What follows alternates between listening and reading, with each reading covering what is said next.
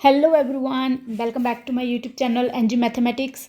अभी नहीं तो कभी नहीं, पीवाईक्यू मैजिक, फियर ख़त्म पास पक्का। हम क्या कर रहे थे, हम पीवाईक्यू की सीरीज़ जो थे हम आपके लिए लेकर आए थे, मास्टर कैडर के पीवाईक्यू की series.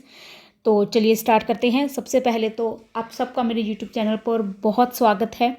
NG mathematics YouTube channel, myself Neha Rani. Shorts introduction, quick introduction करते हैं। एमएससी मैथमेटिक्स, सीएसआई नेट, जैसे कि आप सबको मालूम है, all India rank 4, master cadre all India rank 6, TIET PhD entrance exams all India rank 1 and many other exams I qualified, CUCET, CT5, 8+ years of teaching experience. और हमारा hashtag target क्या है, NGPYQ।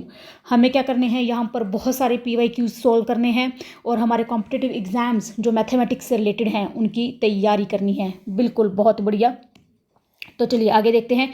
सबसे पहले हम मास्टर कैडर का question paper लेकर आए हैं 2016 का। ये रहा हमारे मास्टर कैडर की सीरीज़ का पार्ट 3, 60 पोस्ट जो कि आई थी 2016 में, उनका हम PYQ का सॉल्यूशंस लेकर आए हैं, फुल सॉल्यूशन विद क्लैरिटी।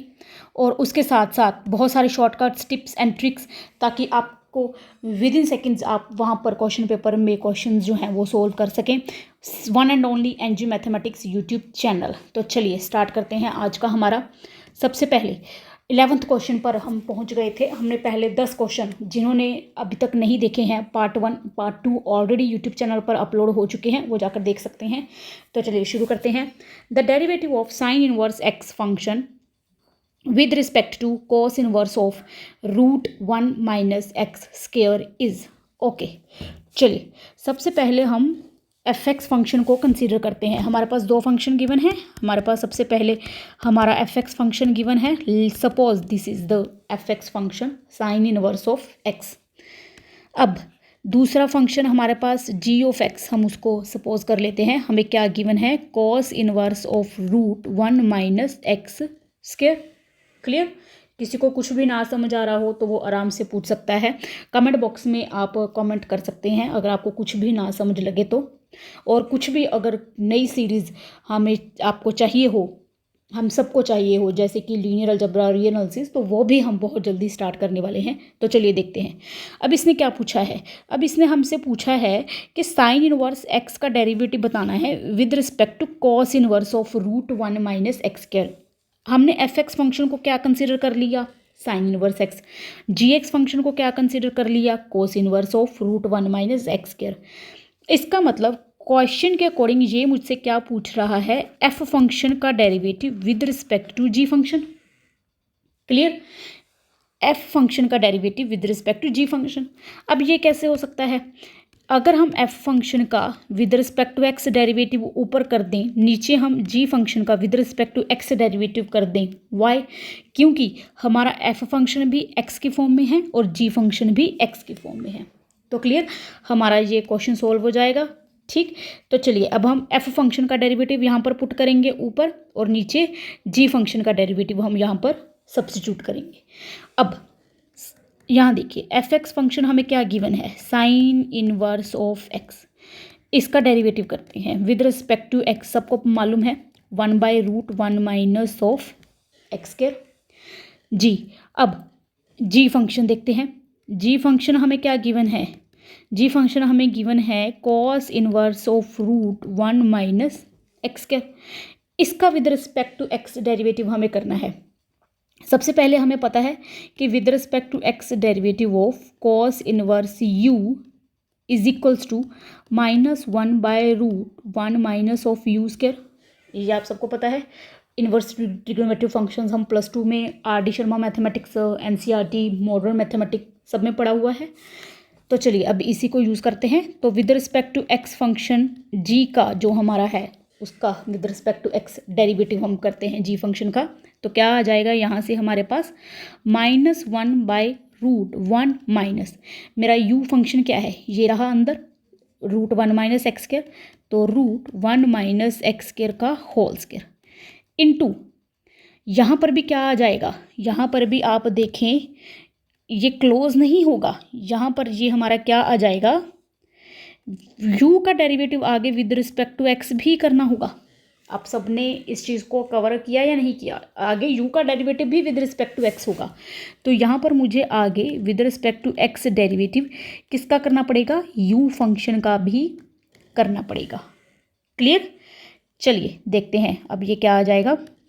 बाद में सारी की सारी वैल्यू इस फंक्शन में सब्स्टिट्यूट कर देंगे हम। पहले इसको सोल्व कर लेते हैं। -1/√1 - एक्स स्क्वायर रूट और स्क्वायर कैंसिल हो गया आपस में, तो ये रहा इनटू इसका डेरिवेटिव करते हैं 1/2√1 - एक्स स्क्वायर इनटू -2x।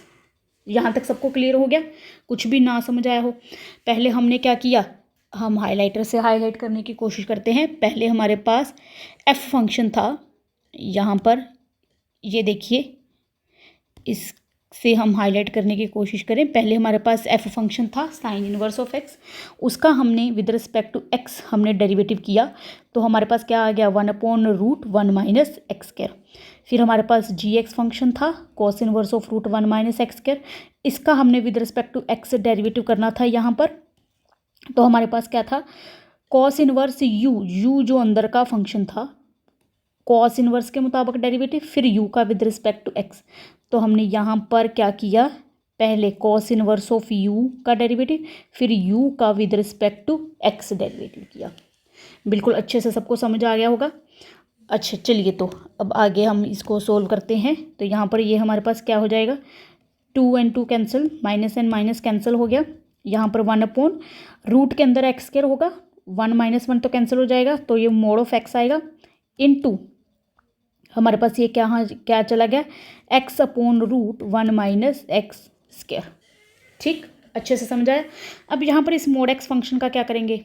इसका तो कुछ ना कुछ तो करना ही पड़ेगा। तो अब ये देखिए, हमारे पास दो फंक्शन है, f(x) का फंक्शन है और g(x) का फंक्शन है। यहाँ पर हमें with respect to x derivative दोनों का सब्स्टिट्यूट करना है। तो पहले तो इन दोनों फंक्शंस की डोमेन देख लेते हैं कि इन दोनों फंक्शंस की डोमेन क्या होगी। चलिए बहुत अच्छे से अब देखिए आगे हमारे पास ये रहा, ये हमारे पास ग्राफ है साइन इनवर्स x का, साइन इनवर्स x का, जिसकी डोमेन कहाँ से कहाँ तक है? क्लोज्ड इंटरवल -1 to 1, ये हमारी इसकी डोमेन रही। ठीक, ये क्लियर है? हमारे पास साइन इनवर्स x फंक्शन का देखिए रियल लाइन पर x एक्सिस पर ये -1 से क्लोज इंटरवल 1 तक जो है हमारी वैल्यू ले रहा है, तो इसकी डोमेन क्या होगी? कॉमन डोमेन लेनी पड़ेगी ना, तो इसकी डोमेन क्या हो गई? Close interval -1 to 1। अब आगे ये रहा हमारा कॉस इनवर्स √1 - एक्स स्क्वायर का डेरिवेटिव ग्राफ। हमारे पास फंक्शन क्या था? g function cos inverse √1 - x square, यही फंक्शन था हमारे पास। चलिए उसी का ग्राफ हमने यहाँ पर बनाया है, cos inverse of √1 - x square, ये रही इसके फंक्शन का ग्राफ। तो हमें क्या चाहिए? इसकी भी डोमेन।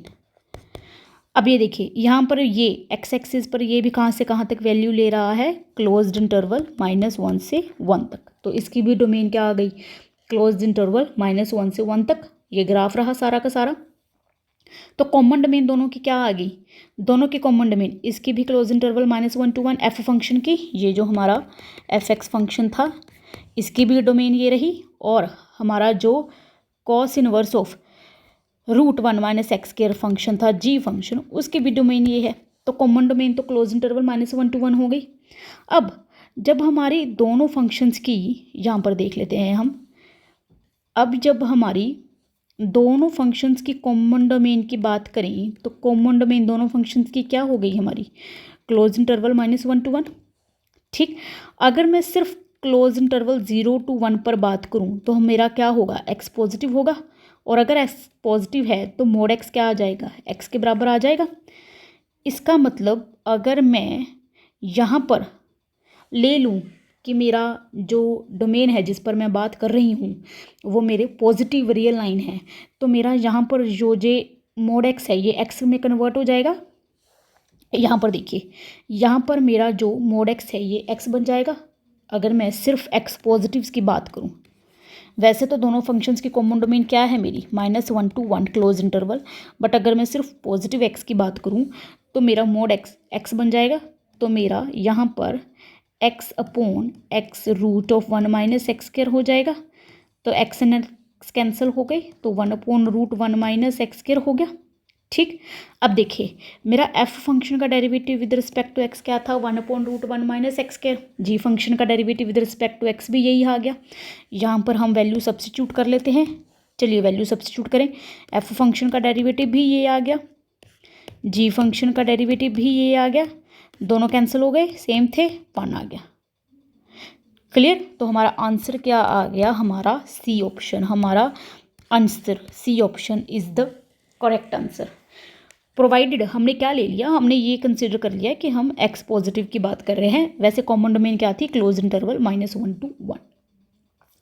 किसी को कुछ भी ना समझ आया हो तो वो आराम से कमेंट बॉक्स में नीचे कमेंट कर सकता है। यहाँ पर भी कोई कंफ्यूज होने वाली बात नहीं है। ये जो हमने यहाँ पर किया ना, पहले कोस इनवर्स फंक्शन का हमने डेरिवेटिव लिया है, ठीक है, -1/√1 माइनस यू स्क्वायर। तो इस सारे को आप यू कंसिडर कर लें, तो -1/√1 माइनस यू स्क्वायर हो गया। आगे u का derivative with respect to x था, तो यहाँ पर u का derivative with respect to x हो गया। अब बाकी आगे तो पावर रूल ही लगाया है, वो आप इजीली कर सकते हैं। कुछ भी ना समझ आया हो, ये यहाँ पर पावर रूल लग के हमारा डेरिवेटिव सोल्व हो गया। ठीक, कुछ भी ना समझ लगे तो आप मुझे इजीली नीचे कमेंट बॉक्स में कमेंट कर सकते हैं और पूछ सकते हैं। आई होप सबको क्लियर हो गया होगा कि इसका आंसर सी आ गया। C option is the answer 1। ठीक, अच्छा, इस फंक्शन की जो इस क्वेश्चन की एफ एक्स फंक्शन जी एक्स फंक्शन जो था, इस क्वेश्चन की टिप क्या है, इस क्वेश्चन की टिप ये है कि इस क्वेश्चन को ना आप ग्राफिकली पक्का से देखिएगा, क्योंकि जब हमने जी फंक्शन का डेरिवेटिव किया ना विद रिस्पेक्ट टू एक्स, तो वहाँ पर नीचे मोड एक्स था। जैसे कि हमने यहाँ पर देखा, यहाँ पर हमारे पास नीचे मोड एक्स आया था। तो अगर आपको ग्राफिकली क्लियर होगा ना कि डोमेन क्या है, एफ फंक्शन की डोमेन क्या है और हमारे पास जी फंक्शन की डोमेन क्या थी और इन दोनों की कॉमन डोमेन क्या निकल कर आएगी, तो कॉमन डोमेन देखना बहुत ज़्यादा ज़रूरी है। डोमेन आपको अच्छे से एफ फंक्शन जी फंक्शन जो भी फंक्शंस दिए हों उनकी डोमेन क्लियर होनी ज़रूरी है। इसलिए ग्राफिकली पक्का इन क्वेश्चंस को देखने की कोशिश करें, ताकि आपको इन क्वेश्चंस में कॉमन डोमेन का पता लग सके कि कॉमन डोमेन कौन सी है। तभी इन क्वेश्चंस में जैसे मोड एक्स हो गया तो उसकी वैल्यू एक्स लेनी है या क्या लेनी है, तो वो क्लियर हो जाती हैं चीज़ें। इसलिए कॉमन डोमेन के लिए ग्राफिकली पक्का से देखें। अदरवाइज एक इस क्वेश्चन की एक टिप और ये है कि अगर आपको एफ फंक्शन कोई फंक्शन दिया हो, उसका with respect to another function derivative करना हो, तो ऊपर एफ फंक्शन का एक्स के विद रिस्पेक्ट टू डेरिवेटिव अगर एफ फंक्शन एक्स की फॉर्म में है, और जी फंक्शन का नीचे with respect to x derivative, where F function is also in terms of x and g is also a function in terms of x, तो ये हम लगा सकते हैं। अदरवाइज पैरामीटर वो कोई भी यूज़ कर सकता है, x हो t हो, तो ऊपर df/dt नीचे g derivative of g with respect to derivative t की फॉर्म में आ जाएगा। तो पैरामीटर कोई भी हो सकता है। अगर x पैरामीटर है तो x की फॉर्म में डेरिवेटिव आ जाएंगे, और अगर t पैरामीटर है तो t की फॉर्म में डेरिवेटिव्स आ जाएंगे। आई होप आप सबको अच्छे से क्लियर हो गया होगा। तो चलिए आगे देखते हैं हमारा नेक्स्ट क्वेश्चन क्या है। चलिए, बहुत ही बढ़िया क्वेश्चन, तो बहुत ही ज़्यादा इजी क्वेश्चन है, बहुत ही इंटरेस्टिंग क्वेश्चन है। The function F x is equal to x when x is rational number, 1 minus x when x is irrational number, is continuous at all points, discontinuous at all the points, continuous at 1/2 only, discontinuous at 1/2 only. और इस question की मैं आपको एक बहुत ही अच्छी tip, I hope आगे मैंने इसके लिए एक स्लाइड रखी है, बिल्कुल मैं आपको इस क्वेश्चन की एक बहुत ही अच्छी टिप बताने वाली हूँ, जिससे इस क्वेश्चन को आप विद इन सेकेंड सॉल्व कर सकते हैं। चलिए देखते हैं। सबसे पहले, अच्छा यहाँ पर मुझे ना एक ऑप्शन में क्लियर हो रहा है कि ये 1/2 की बात कर रहा है, तो चलिए सबसे पहले तो ना 1/2 पे ही देख लेते हैं, x इक्वल टू 1/2 पे, फिर x not equal to 1/2, other than 1/2 भी देख लेंगे। ठीक, चलिए 1/2 पे बात करते हैं। ये कॉन्टिन्यूटी के बारे में पूछ रहा है, कॉन्टिन्यूस है, डिसकॉन्टिन्यूस है, कॉन्टिन्यूस है, डिसकॉन्टिन्यूस है। अब देखिए, कोई भी फंक्शन जो है वो कॉन्टिन्यूस होगा किसी point x equal to a पे, इफ़ एंड ओनली उस पे जो फंक्शन की लिमिट की वैल्यू है वो फंक्शन की उस पॉइंट पे वैल्यू के बराबर आ जाए। क्लियर है ये? तो चलिए अब हम लिमिट की बात करते हैं। सबसे पहले तो लिमिट की बात कीजिए। पॉइंट क्या है? 1/2। अब देखिए 1/2 को अप्रोच करना है। अगर 1/2 को अप्रोच हम रैशनल्स के थ्रू करते हैं तो आंसर क्या आएगा? x। फिर तो सीधा ही 1/2 आ गया। अगर हम रैशनल्स के थ्रू अप्रोच करें, क्योंकि 1/2 को अप्रोच करना है, तो अगर रैशनल के थ्रू अप्रोच करेंगे तो सीधा ही x है। अगर मैं इर्रेशनल पॉइंट्स के थ्रू अप्रोच करूं इसके आसपास, तो आंसर क्या आएगा? 1 - x। 1 - x क्या है मेरा? 1/2। फिर भी आंसर 1/2 आ रहा है। इसका मतलब दोनों ही केसेस में मेरी लिमिट जो है उसका आंसर मेरा हमेशा 1/2 है। बिल्कुल ठीक है, बिल्कुल ठीक है जी। अब मुझे फंक्शन की वैल्यू उस पॉइंट पे चेक करनी है। अब मुझे फंक्शन की वैल्यू 1/2 पे चेक करनी पड़ेगी। तो 1/2 क्या है मेरा? रैशनल नंबर है। तो रैशनल नंबर पे मेरे फंक्शन का आंसर क्या आएगा? x एज इट इज़ आ जाएगा। तो फिर तो 1/2 ही आ गया। इसका मतलब मेरी जो लिमिट की वैल्यू है और जो मेरी फंक्शन की वैल्यू है दोनों सेम आ गई। लिमिट की जो मेरी वैल्यू है फंक्शन की वैल्यू के बराबर आ गया। इसका मतलब फंक्शन मेरा कॉन्टिन्यूस हो गया एट x = 1/2। ठीक, इसका मतलब जो मेरा बी ऑप्शन कैंसिल हो गया। बी ऑप्शन में क्या बोला था? Discontinuous at all the points. ये तो गलत है। 1/2 पे तो मेरा कॉन्टिन्यूस हो गया। अच्छा, डी ऑप्शन भी कैंसिल हो गया। डिसकंटिन्यूस एट 1/2 ओनली, क्योंकि 1/2 पे तो मेरा कॉन्टिन्यूस हो गया। चलिए जी, बहुत बढ़िया। अब ए ऑप्शन और सी ऑप्शन की बात रह गई। पहले तो आप इसका स्क्रीनशॉट ले लें। जिनको भी स्क्रीनशॉट लेना है स्क्रीनशॉट ले लें। जिनको भी नोट डाउन करना है नोटबुक पे नोट डाउन कर लें। अब हम इस सब को इरेज करते हैं जी। इस सब को हम थोड़ा सा इरेज कर दें। थोड़ा सा बड़ा साइज देखिए, जल्दी इरेज हो जाएगा।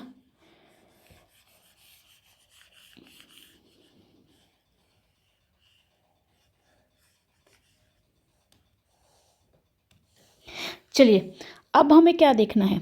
अब हमें x नॉट इक्वल टू 1/2 पे देखते हैं। अगर 1/2 के अलावा कोई भी पॉइंट हो तो उस पे देखते हैं कि क्या हो सकता है x नॉट इक्वल टू 1/2 पे। देखिए अगर 1/2 नहीं है, suppose any point A which is not equal to 1/2। 1/2 के अलावा हम किसी भी पॉइंट पे बात कर रहे हैं। अब अगेन वही procedure, limit x tend to a f(x) equal to f(a) होना चाहिए। ठीक है, अब लिमिट की वैल्यू देखो। लिमिट की वैल्यू क्या आएगी? लिमिट की वैल्यू क्या आएगी? अगर तो मैं रैशनल्स के थ्रू अप्रोच करूं इसको तो मेरी लिमिट की वैल्यू a आएगी। अगर मैं इरेशनल्स के थ्रू अप्रोच करूं इसको तो फंक्शन के मुताबिक मेरी लिमिट की वैल्यू क्या आनी चाहिए? 1 - a आनी चाहिए। अब सबसे पहले तो मेरी लिमिट ही नहीं एग्जिस्ट कर रही। एक बार आंसर a आ रहा है, एक बार आंसर मेरा 1 - a आ रहा है, पर मैं चाहती हूँ कि मेरी लिमिट की वैल्यू एग्जिस्ट करे। क्यों? क्योंकि मुझे ए ऑप्शन चेक करना है कि बाकी सब पॉइंट्स पे कॉन्टिन्यूस है या नहीं। तो लिमिट की वैल्यू एग्जिस्ट करने के लिए मेरा आंसर सेम तो आए। बट ये क्या? ये तो मुझे कह रहा है कि a 1/2 हो, विच इज़ नॉट पॉसिबल, क्योंकि a तो मेरा 1/2 नहीं है। यहाँ पर मैंने a 1/2 नहीं लिया है, क्योंकि अदर देन 1/2 पॉइंट की बात हो रही है। इसका मतलब मेरी किसी भी और पॉइंट पे ये क्या आ गई? मेरी कॉन्ट्राडिक्शन आ गई। ठीक, इसका मतलब मेरी किसी भी और पॉइंट पे जो लिमिट है वही एग्जिस्ट नहीं करेगी। Limit doesn't exist when a is not equal to 1/2। सिर्फ 1/2 पर ही लिमिट एग्जिस्ट करेगी। इसका मतलब फंक्शन 1/2 के अलावा किसी भी पॉइंट पे कॉन्टिन्यूस नहीं है। तो ए ऑप्शन मेरा कैंसिल हो गया। C option is the answer. At 1/2 ही कॉन्टिन्यूस होगा सिर्फ और सिर्फ। क्लियर? आई होप सबको अच्छे से क्लियर हो चुका होगा। अच्छे से आप स्क्रीनशॉट ले सकते हैं। कुछ भी ना समझ आए किसी भी क्वेश्चन में तो आप मुझे कमेंट बॉक्स में नीचे कमेंट कर सकते हैं और हम उस क्वेश्चन को रिपीट भी कर सकते हैं हमारे डाउट सेक्शन में। हम डाउट्स की भी एक सीरीज़ ले लेंगे, उसमें हम उसे डिस्कस कर सकते हैं इजीली, कोई प्रॉब्लम नहीं है। ठीक, चलिए आगे चलते हैं। इस क्वेश्चन की देखिए टिप क्या थी। इस क्वेश्चन की मैं आपको बहुत ही अच्छी टिप बता रही हूँ ये जो फंक्शन है ना इस तरह के, जिसमें आपको गिवन है कि रैशनल्स पर कुछ और डिफाइन है, इरेशनल्स पर कुछ और डिफाइन है, तो मोस्ट प्रोबेबली क्या होता है कि आप इन दोनों फंक्शन को, सपोज यहाँ पर जी एक्स फंक्शन कुछ डिफाइन है, यहाँ पर एच एक्स फंक्शन कुछ डिफाइन है। जैसे कि मेरा पिछले वाले क्वेश्चन में जी एक्स क्या था, एक्स, एच एक्स क्या था, 1 माइनस एक्स। ठीक है, यहाँ पर मेरा जी एक्स क्या था, एक्स, और एच एक्स क्या था, 1 माइनस एक्स। तो इसलिए कुछ भी हो सकता है जी एक्स और H x function. Most probably ऐसे फंक्शन कॉन्टिन्यूस होते हैं सिर्फ और सिर्फ उन पॉइंट्स पर जिन पर जी एक्स और एच एक्स की वैल्यू सेम हो। इन दोनों फंक्शंस को आप इक्वल कर दें, जो वैल्यू निकल कर आती है ना, सिर्फ उन्हीं फंक्शन पर जो कॉन्टिन्यूस होते हैं, अदरवाइज ये डिसकंटिन्यूस होते हैं। फॉर एग्जाम्पल, अगर मुझे विद इन सेकेंड्स इस क्वेश्चन को सोल्व करना होता, तो मेरा जी एक्स फंक्शन क्या था, एक्स, एच एक्स क्या था, 1 माइनस एक्स। तो मैं जी एक्स फंक्शन और अपने एच एक्स फंक्शन को इक्वेट करती, x equal to 1 minus x, तो 2x equal to 1, x is equal to 1/2। तो ये मेरा फंक्शन सिर्फ और सिर्फ 1/2 पे कंटिन्यूस है, बाकी सब जगह डिसकंटिन्यूस है। वही मेरा आंसर है। तो मुझे इतना कुछ चेक करने की, इतना मैंने जो चेक किया उसकी मुझे कोई ज़रूरत नहीं थी, कुछ भी नहीं, साफ था मेरा। मैंने दोनों फंक्शंस को इक्वेट किया, दोनों फंक्शंस को इक्वेट करके मेरा आ गया 1/2। तो ये फंक्शन मेरा सिर्फ और सिर्फ 1/2 पे ही कॉन्टिन्यूस होगा, बाकी सब जगह डिसकंटिन्यूस। जो मैंने इतना चेक किया पहले 1/2 पे, फिर अदर देन 1/2 पे, उसकी कोई ज़रूरत नहीं थी। क्लियर? आई होप आप सबको ये ट्रिक जो थी, जो आज की हमारी मास्टर ट्रिक थी, ये हमारी आज की मास्टर ट्रिक थी, आई होप आप सबको अच्छे से क्लियर हो चुकी होगी। ठीक, चलिए आगे देखते हैं। बहुत ही ज़्यादा बढ़िया फंक्शन है ग्रेटेस्ट इंटीजर फंक्शन, जिसका हमने ऑलरेडी फंक्शन का ग्राफ भी आपको दिखाया है। अच्छा, ग्रेटेस्ट इंटीजर फंक्शन जिनको नहीं क्लियर, आज क्लियर हो जाएगा। ग्रेटेस्ट इंटीजर फंक्शन क्या करता है, ग्रेटेस्ट इंटीजर लेस देन और इक्वल टू एक्स, ये वैल्यू लेता है। ग्रेटेस्ट इंटीजर लेस देन और equal to x. For example कैसे, पहले तो इसको ही समझते हैं डेफिनेशन को। फॉर एग्जाम्पल मैंने बात की 0.1 की, 0.1, ये देखिए ये मेरी रियल लाइन आई, ये रहा 0, यहाँ पर कहीं स्लाइटली आगे 0.1। तो ग्रेटेस्ट इंटीजर लेस देन और इक्वल टू एक्स, एक्स से छोटा जो भी सबसे पहला इंटीजर आपको मिले, मुझे 0.1 से पीछे सबसे पहला इंटीजर कौन सा मिल रहा है, 0, तो इसका मतलब ग्रेटेस्ट इंटीजर का आंसर क्या आ गया, 0। क्लियर? देखिए सपोज मैंने ग्रेटेस्ट इंटीजर की वैल्यू लेनी है 1.1 की, ये रहा 0, ये रहा 1 इंटीजर, यहाँ पर 1.1 लेस देन और equal to x, greatest integer. इससे पीछे सबसे पहला इंटीजर जो मुझे मिल रहा है वो कौन सा आ गया, 1, तो इसका मतलब इसकी वैल्यू क्या आएगी, 1, ग्रेटेस्ट इंटीजर की। क्लियर? अगेन एक और एग्जांपल ले लेते हैं। सपोज -5.1 है, नेगेटिव में भी देख लेते हैं। ये रहा हमारा -5, ये रहा हमारा -6, -5.1 स्लाइटली यहाँ आएगा, -5.1। तो इसके पीछे सबसे पहले मुझे जो इंटीजर मिल रहा है -6, तो इसका आंसर आएगा -6। बैक में देखना है आपको, लेफ्ट साइड में, रियल लाइन में लेफ्ट साइड में सबसे पहले जो इंटीजर आपको मिले उस नंबर से सबसे पहले जो पीछे आपको लेफ्ट साइड में इंटीजर मिले वही इसका आंसर होगा ग्रेटेस्ट इंटीजर फंक्शन का। आई होप सबको इतना क्लियर हो चुका होगा। और ये ग्राफ भी आप अच्छे से देख लीजिए, 0 से लेकर 1 तक कोई भी वैल्यू है उसके लिए सबसे पहले मुझे बैक में जो इंटीजर मिल रहा है वो 0 है, तो वैल्यू 0 आ रही है। वैसे ही 1 और 2 के बीच में कोई भी वैल्यू आ जाए मेरी यहाँ पर, तो मुझे उसके पीछे जो सबसे पहला इंटीजर मिल रहा है वो 1 है, इसके लिए आंसर हमारा 1 आ रहा है। अब होप आप सबको ये अच्छे से क्लियर हो गया होगा। यहाँ पर देखिए आगे 2 और 3 के बीच में कोई भी इंटीजर हो तो उसके लिए ग्रेटेस्ट इंटीजर फंक्शन कौन सी वैल्यू ले रहा है, सबसे पहले पीछे लेफ्ट साइड में जो इंटीजर है 2, तो 2 वैल्यू इसने ली है। हाँ जी, यहाँ पर देखिए -1 और 0 के बीच में कोई भी वैल्यू है तो सबसे पहले लेफ्ट साइड में जो इंटीजर है -1, तो ये -1 वैल्यू ले रहा है। ठीक, आई होप आप सबको ये अच्छे से क्लियर हो गया होगा। चलिए अब हम इसको क्लीन करते हैं, हमारे क्वेश्चन की तरफ बढ़ते हैं कि हमारा क्वेश्चन जो है वो क्या पूछ रहा है। हाँ जी, क्वेश्चन क्या है, क्वेश्चन देखते हैं। लिमिट पूछ रहा है x tend to 1 greatest integer function की। Limit x tend to 1 greatest integer function. ठीक है, x टेंड टू 1 पूछ रहा है। चलिए अब हम लेफ्ट हैंड लिमिट का आंसर निकालते हैं राइट हैंड लिमिट का, क्योंकि लिमिट कब एग्जिस्ट करेगी, अगर लेफ्ट हैंड लिमिट और राइट हैंड लिमिट बराबर है। अब लेफ्ट हैंड लिमिट कैसे निकल कर आएगी, लिमिट स्लाइटली लेस देन 1 से थोड़ा सा छोटा नंबर अगर हम इसमें पुट करें तो ग्रेटेस्ट इंटीजर फंक्शन क्या वैल्यू लेगा। यहाँ पर देखिए, अगर मैं 1 से थोड़ा सा छोटा नंबर भी सब्स्टिट्यूट करूं तो सबसे पहले लेफ्ट साइड में मुझे कौन सा इंटीजर मिल रहा है, 0, तो उसका आंसर क्या आएगा, 0। तो ग्रेटेस्ट इंटीजर का आंसर मेरा क्या आ गया, 0। ठीक है जी, अब राइट हैंड लिमिट देखते हैं। अगर मैं 1 से स्लाइटली बड़ा नंबर लूँ तो ग्रेटेस्ट इंटीजर का आंसर क्या आएगा। यहाँ पर देखिए, अगर मैं 1 से स्लाइटली बड़ा नंबर लूँ यहाँ पर कहीं, तो इमीडिएटली लेफ्ट साइड में मुझे पीछे सबसे पहले कौन सा इंटीजर मिल रहा है, 1। तो ये सारी की सारी कौन सी वैल्यू ले रहा है, 1। तो ग्रेटेस्ट इंटीजर का आंसर क्या आ गया, 1। तो मेरी लेफ्ट हैंड लिमिट और राइट हैंड लिमिट का आंसर तो सेम नहीं आ रहा। इसका मतलब मेरी limit x tend to 1 greatest integer function does not exist, ये एग्जिस्ट ही नहीं करेगी। इसका मतलब मेरी लिमिट जो है वो एग्जिस्ट नहीं करती। मेरा आंसर निकल कर आ गया डज नॉट एग्जिस्ट। क्लियर, आप सबको, आई होप सबको अच्छे से क्लियर हो गया होगा। मेरा आंसर क्या निकल के आया, डज नॉट एग्जिस्ट। चलिए आगे देखते हैं।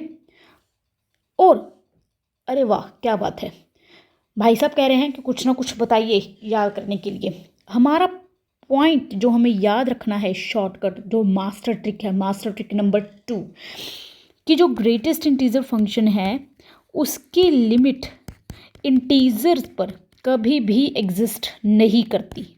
इंटीजर्स जो होते हैं ना 1 2 3 -1 -2 -3 0, इन पर इसकी लिमिट कभी भी एग्जिस्ट नहीं करती, कभी भी ये इंटीजर्स पर कॉन्टिन्यूस नहीं होंगी।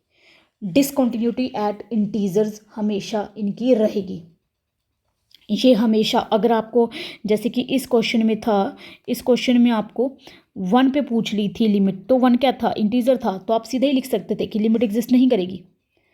ऐसे ही अगर 2 पे पूछ ले, 3 पे पूछ ले, -1 -2, तो लिमिट कभी भी एग्जिस्ट नहीं करेगी। एट इंटीजर्स हमेशा discontinuous, limit does not exist. इसकी कॉन्टिन्यूटी हमेशा कहाँ आती है, नॉन इंटीजर वैल्यू पर ही आती है। तो हमेशा आप नॉन इंटीग्रल वैल्यू अगर पूछ ले तो उस पर ही इसकी लिमिट की वैल्यू निकल कर आएगी और उस पर ही ये कॉन्टिन्यूस होगा। ये थी हमारी मास्टर ट्रिक। चलिए आगे देखते हैं। Next question 14th, limit n tends to infinity, limit n tends to infinity 1 + 2 + 3 + up to n upon n² + 10। हाँ जी, आप सबने पढ़ा होगा आराम से, आई थिंक +1 +2 में होगा। मैथमेटिकल इंडक्शन का टॉपिक था हमारे पास, उस मैथमेटिकल इंडक्शन के टॉपिक को इन्होंने यहाँ पर पूछ लिया। 1 to n तक हमारे पास जो सीरीज़ है 1 + 2 + 3 अप टू n, सम का फॉर्मूला क्या होता है जी, n × n + 1/2। आई होप सबको पता है। नीचे क्या आ गया, n² + 10। ठीक, अच्छा अभी ये देखिए, limit n tend to infinity n² + n divide by 2n² + 20। ऊपर सबसे बड़ी पावर n की कौन सी पड़ी है, पावर 2। नीचे भी कौन सी पावर पड़ी है, सबसे बड़ी n की 2।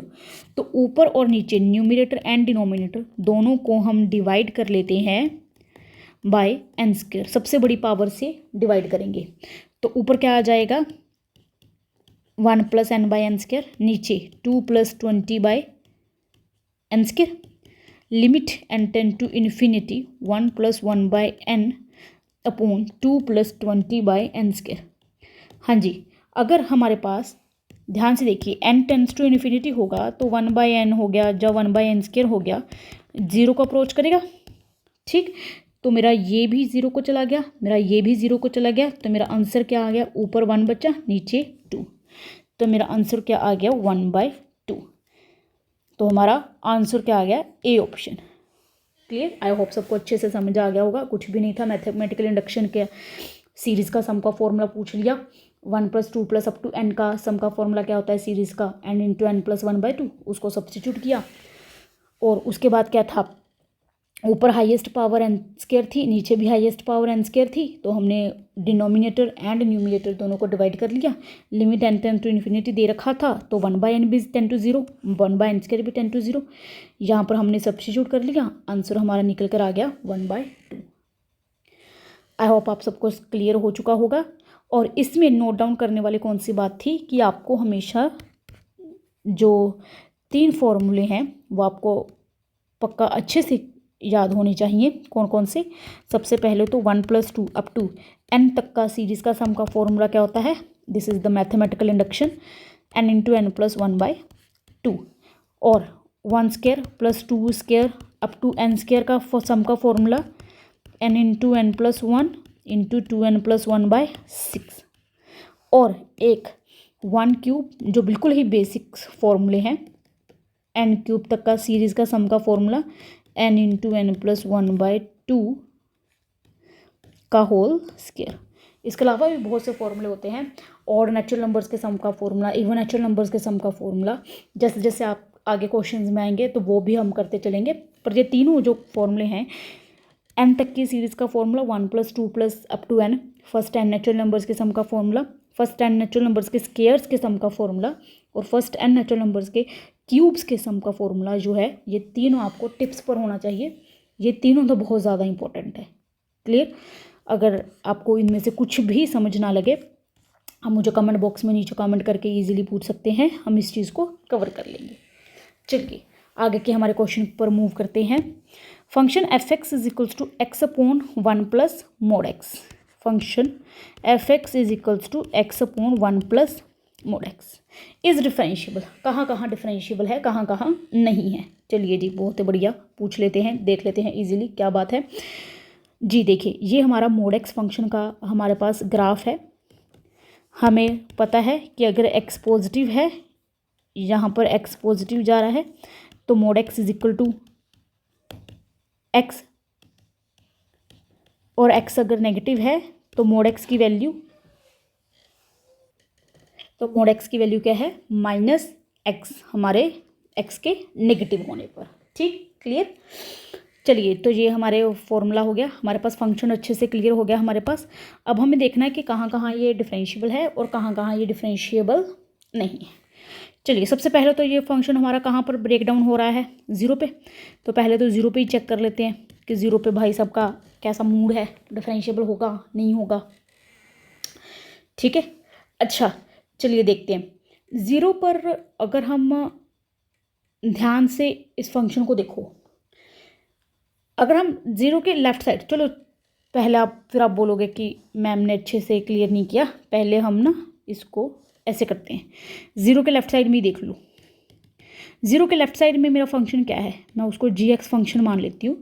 0 के लेफ्ट साइड में मेरा फंक्शन है x/1 - x। ठीक, इसका डेरिवेटिव कर लेते हैं अच्छे से, तो क्या आ जाएगा, क्वोशिएंट रूल, निचले फंक्शन का स्क्वायर, नीचे के फंक्शन का स्क्वायर, इसको ऐसे रख लिया, ऊपर के फंक्शन का डेरिवेटिव माइनस ऊपर का ऐसे रख लिया, नीचे के फंक्शन का डेरिवेटिव।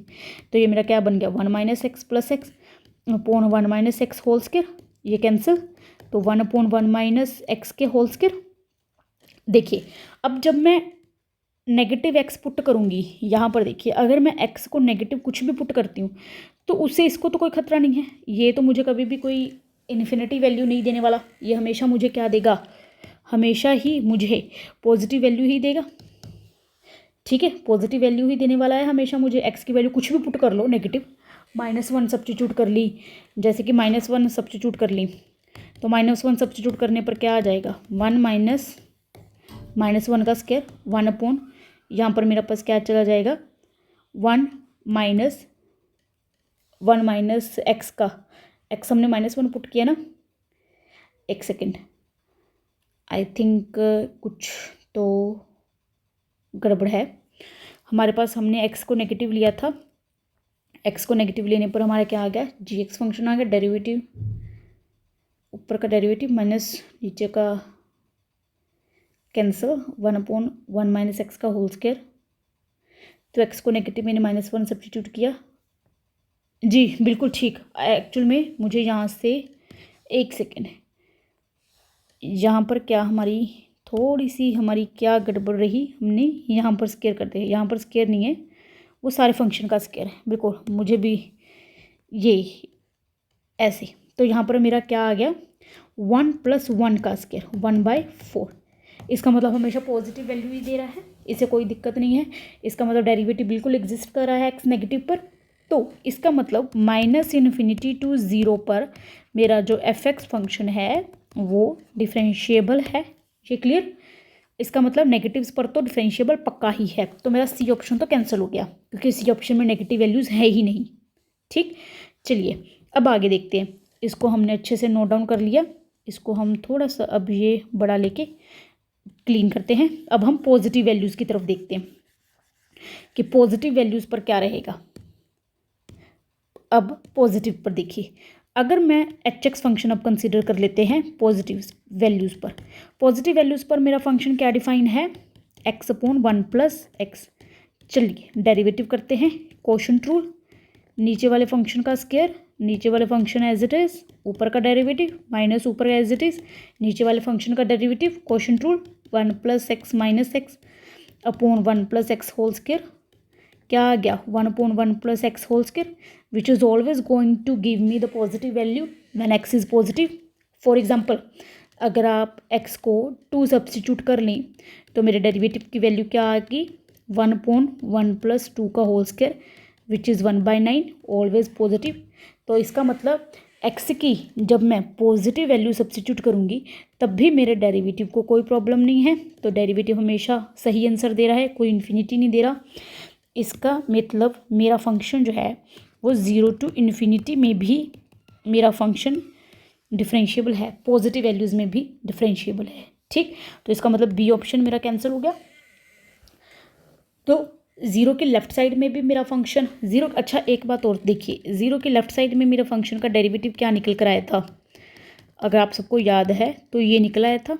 ठीक है, तो 0 के लेफ्ट साइड में भी मेरा फंक्शन डिफरेंशिएबल था, राइट साइड में भी फंक्शन जो था मेरा डिफरेंशिएबल था। अब ये मैंने पहले क्यों किया, ये मैंने पहले इसलिए किया ताकि अब जब मैं आपको मास्टर चीज़ बताने वाली हूँ, अब जब मैं जो फंक्शन का डेरिवेटिव है 0 पर चेक करना है ना, तो मुझे एक्स्ट्रा कुछ नहीं करना पड़ेगा, क्योंकि 0 पर चेक करने के लिए मुझे लेफ्ट हैंड डेरिवेटिव चेक करना है, राइट हैंड डेरिवेटिव चेक करना है, जो मैंने ऑलरेडी निकाल लिए दोनों। लेफ्ट हैंड डेरिवेटिव मेरा 0 पे क्या निकल कर आ गया, 1/1 - 0 whole square, which is equal to 1। तो मेरा लेफ्ट हैंड डेरिवेटिव तो मेरा 1 निकल कर आ गया। अब राइट हैंड डेरिवेटिव वो भी मेरा निकाला पड़ा है, उसका आंसर मेरा निकल कर यहाँ आ गया। तो मेरा क्या निकल कर आ गया, 1/1 + 0 whole square, which is equal to 1। तो मेरा लेफ्ट हैंड डेरिवेटिव का जो आंसर था, यहाँ से देखिए अच्छे से, मैंने लेफ्ट हैंड डेरिवेटिव निकाला, उसमें मैंने 0 सब्स्टिट्यूट किया, तो मेरे लेफ्ट हैंड डेरिवेटिव का आंसर 1 निकल कर आ गया। फिर मैंने राइट हैंड डेरिवेटिव भी मेरा जो था वो निकाला हुआ था, इसका मैं कलर डिफरेंट कर देती हूँ ताकि आपको अच्छे से क्लियर हो सके। मैंने राइट हैंड डेरिवेटिव भी यहाँ पर निकाला हुआ था, तो उसमें मैंने जब 0 वैल्यू सब्स्टिट्यूट की तो मेरा राइट हैंड डेरिवेटिव भी 1 आ गया। तो मेरा 0 पर लेफ्ट हैंड डेरिवेटिव भी 1, राइट हैंड डेरिवेटिव भी 1 हो गया। इसीलिए मैंने पहले लेफ्ट हैंड डेरिवेटिव और राइट हैंड डेरिवेटिव निकाल लिए। तो मेरा 0 पे भी left hand derivative right hand derivative दोनों बराबर हैं, तो 0 पे भी डिफरेंशिएबल हो गया। लेफ्ट साइड में पहले से ही था, राइट साइड में पहले से ही था, अब 0 पे भी डिफरेंशिएबल हो गया। इसका मतलब जो मेरा फंक्शन है वो पूरी रियल लाइन पर डिफरेंशिएबल है। तो मेरा आंसर क्या निकल कर आ गया, ए ऑप्शन। मेरा A option is the answer. A option हमारा आंसर निकल कर आ गया, पूरी रियल लाइन पे हमारा ये फंक्शन डिफरेंशिएबल है। आई होप सबको अच्छे से समझ में आ गया होगा। I tried my level best कि आपको अच्छे से समझ में आ सके। इस यूट्यूब चैनल को पक्का से लाइक शेयर सब्सक्राइब करना बिल्कुल भी ना भूलें, और मुझे आप time to time comment box में कमेंट करके बता सकते हैं कि कौन से आपको क्वेश्चन समझ में नहीं लगे, क्या आपको डाउट्स रह गए। हम डाउट क्लास भी ले सकते हैं जिसमें हम आपके सारे डाउट्स कवर कर सकते हैं। कोई पर्टिकुलर टॉपिक आपको समझना हो तो वो भी हम स्टार्ट कर सकते हैं, जैसे कि साथ ही साथ हम बहुत सारी सीरीज़, बहुत सारा इंटरेस्टिंग कंटेंट आपके लिए लेकर आए हैं। CSIR नेट की सीरीज़ भी हम लेकर आए हैं। जो भी बच्चे लेक्चर कैडर का पेपर देना चाहते हों, CSIR नेट का या फिर असिस्टेंट प्रोफेसर का कोई भी एग्ज़ाम एनी स्टेट, तो वो भी हमारे चैनल से जुड़ा रहे। हम वो सीरीज़ भी लेकर आएंगे PYQs की। इसके अलावा बहुत सारे मैथ्स हम स्टार्ट करने वाले हैं, +1 +2, रियल एनालिसिस, लीनियर अलजेब्रा, सभी के सभी मैथ के एग्ज़ाम्स की तैयारी यहाँ पर करवाई जाएगी। तो हमारे यूट्यूब चैनल को लाइक करना ना भूलें, शेयर करना ना भूलें, सब्सक्राइब करना ना भूलें। एक अच्छे से लिखते हैं हम, सब्सक्राइब करना ना भूलें। और मुझे कमेंट बॉक्स में कमेंट करके फीडबैक आप अच्छे से दे सकते हैं कि आपको क्या और सीरीज़ हमारे इस यूट्यूब चैनल पर चाहिए। हम वो भी प्लान कर सकते हैं जल्दी से जल्दी लाने के लिए। Thank you so much for watching my channel. Thank you.